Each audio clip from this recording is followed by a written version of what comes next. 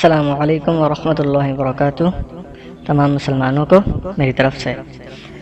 آج ہم جس شخصیت کو ڈسکس کرنے جا رہے ہیں، جس شخصیت کے بارے میں بات کرنے جا رہے ہیں، یقیناً وہ بہت سے لوگوں کی محبوب ترین شخصیت ہے، بہت سے لوگ ان کو پسند کرتے ہیں اور ان کا آئیڈیل ہے۔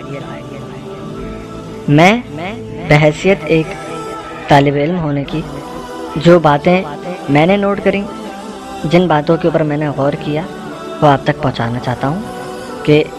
جس کو آپ اتنی شد و مت کے ساتھ اتنے پسند کرتے ہیں، دراصل ان کی اصلیت کیا ہے، ان کی حقیقت کیا ہے۔ جی ہاں، میں مشہور و معروف ڈاکٹر ذاکر نائک صاحب کے بارے میں بات کر رہا ہوں۔ چند دنوں پہلے میں نے یہیں یوٹیوب کے اوپر ایک ویڈیو دیکھی ڈاکٹر ذاکر نائک کی، بہت پرانی ویڈیو تھی، اور ایک عورت نے سوال کیا ان سے کہ میرا سوال ذاکر بھائی سے ہے کہ ہمارے یہاں اسلام کو ایک نیا شکل دیا گیا ہے، وہ تبلیغی جماعت کے نام سے مشہور ہے، جس میں مسلمان جو ہیں وہ 40 دن اپنے گھروں کو چھوڑ کر مسجدوں میں رہتے ہیں، اور پھر اس میں ایک ایسی کتاب پڑھی جاتی ہے جس کا قرآن و حدیث سے کوئی تعلق نہیں، جھوٹی حدیثیں اس میں بھری ہوتی ہیں، فضائل اعمال یا پھر تبلیغی نصاب کے نام سے وہ مشہور ہے۔ آپ اس کے بارے میں برائے مہربانی تھوڑا سا واضح کر دیں۔ تو انہوں نے یہ سوال تبلیغی جماعت کے بارے میں کیا اور فضائل اعمال، بک فضائل اعمال کے بارے میں، جس کا جواب ڈاکٹر ذاکر نائک نے اس طرح دیا کہ بک فضائل اعمال، کتاب فضائل اعمال جو کہ تبلیغی جماعت کا نصاب ہے یا جس کو فضائل اعمال کہا جاتا ہے، وہ کتاب اس میں مکسچر ہے احادیث کا، اور اس میں چند احادیث صحیح ہیں، چند ضعیف ہیں، چند موضوع ہیں، اور قصے کہانیاں بھی ہیں اس میں۔ وہ تبلیغ نصاب پڑھتی ہے جس کے اندر حدیث مکسچر ہے۔ آپ بالکل صحیح فرماتی ہے کہ تبلیغ نصاب یا فضائل اعمال جسے کہتے ہیں، اس کے اندر مکسچر ہے، صحیح حدیث بھی ہے، ضعیف بھی ہے، موضوع بھی ہے، کہانی قصہ بھی ہے، صحیح احادیث ہے اس کے اندر، یہ بات ٹھیک ہے ان کی، ضعیف احادیث ہیں، یہ بھی بات ٹھیک ہے ان کی۔ ہاں،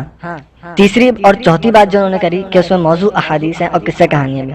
موضوع حدیث آپ کو معلوم ہونا چاہیے، اس حدیث کو کہتے ہیں کوئی آدمی اپنی طرف سے کوئی بھی بات گڑھ دے، اپنی طرف سے کوئی بھی بات لکھ دے تو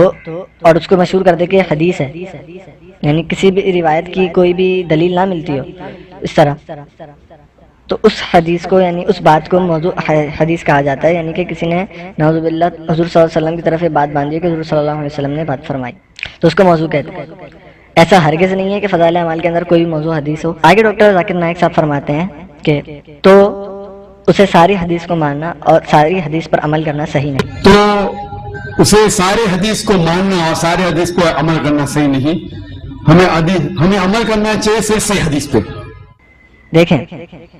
حدیث صحیح ہو یا ضعیف ہو، ماننا تو ہمیں ہر حدیث کو ہے، کیونکہ بخاری شریف جو کہ سب سے زیادہ محقق کتاب ہے احادیث کی، تو اس کے اندر صحیح احادیث بھی ہیں اور ضعیف احادیث بھی ہیں۔ تو کیا ہم صرف صحیح احادیث کو مانتے ہیں، ضعیف احادیث کو نہیں مانتے؟ ضعیف احادیث کو بھی مانتے ہیں اور صحیح احادیث کو بھی مانتے ہیں۔ ہاں، یہ بات ان کی ٹھیک ہے کہ صرف صحیح احادیث کے اوپر عمل کرنا چاہیے، ضعیف احادیث کے اوپر جب کوئی مسئلہ آ جائے، کوئی فتویٰ کسی چیز پر دینا ہو تو اس پہ ضعیف احادیث کو اتنی توجہ نہیں جاتی، بلکہ صحیح احادیث کے اوپر توجہ دی جاتی ہے۔ مگر اب آپ آئیے کہ جو فضائل اعمال کتاب لکھی گئی ہے، اس کے اندر اگر ضعیف احادیث ہیں یا صحیح احادیث ہیں، جو بھی جتنی بھی احادیث ہیں، وہ کوئی مسئلہ بیان کرنے کے لیے نہیں لکھی گئی ہیں، وہ کسی مسئلے کے حل کے لیے نہیں لکھی گئی ہیں، اس میں مسئلے مسائل نہیں لکھے گئے ہیں، اس کے لیے دیگر کتابیں لکھی گئی ہیں۔ فضائل اعمال جو کتاب ہے، یہ فضائل بیان کرنے کے لیے لکھی گئی ہے۔ فضائل بیان کرنے کے لیے کسی چیز کے یا وعید بیان کرنے کے لیے کسی چیز کی، کسی بھی عمل کی، آپ صحیح حدیث بھی سنا سکتے ہیں اور ضعیف حدیث بھی سنا سکتے ہیں۔ ہاں، جب بات مسئلے کے اوپر آ جائے، کوئی مسئلہ حل کرنا ہو، کسی چیز کا فتویٰ لینا ہو مفتی سے، تو وہاں پر صحیح احادیث کی رعایت لازمی ہوتی ہے کہ صحیح حدیث ہوئے گی تو اس کے اوپر فتویٰ دیا جائے گا۔ کسی کو فضیلت سنانے کے لیے، نماز کی طرف مائل کرنے کے لیے آپ ضعیف حدیث بھی سنا سکتے ہیں۔ جہاں تک موضوع کی بات رہی، تو موضوع تو اپنی طرف سے گڑی ہوئی بات ہے، وہ تو اس کا آدمی گناہگار ہوگا، اور اس کی وعید بھی آئی ہے حدیث کے اندر کہ جو غلط بات باندھے حضور صلی اللہ علیہ وسلم کی طرف، تو اس کی بڑی وعید آئی۔ اچھا، یہ بات آپ اس ویڈیو میں خود بھی دیکھ لیں گے کہ وہ آگے یہ فرما رہے ہیں ڈاکٹر ذاکر نائک صاحب کہ علم کے لیے کسی ضعیف حدیث کو جاننا وہ ٹھیک ہے، مگر حجت کے لیے وہ ٹھیک نہیں ہے، باقی حجت قائم کرنا کسی ضعیف حدیث سے موضوع سے یہ صحیح نہیں ہے، مطلب ان کی بات کا جو مفہوم بن رہا ہے سن بھی لیا گا۔ ہمیں عمل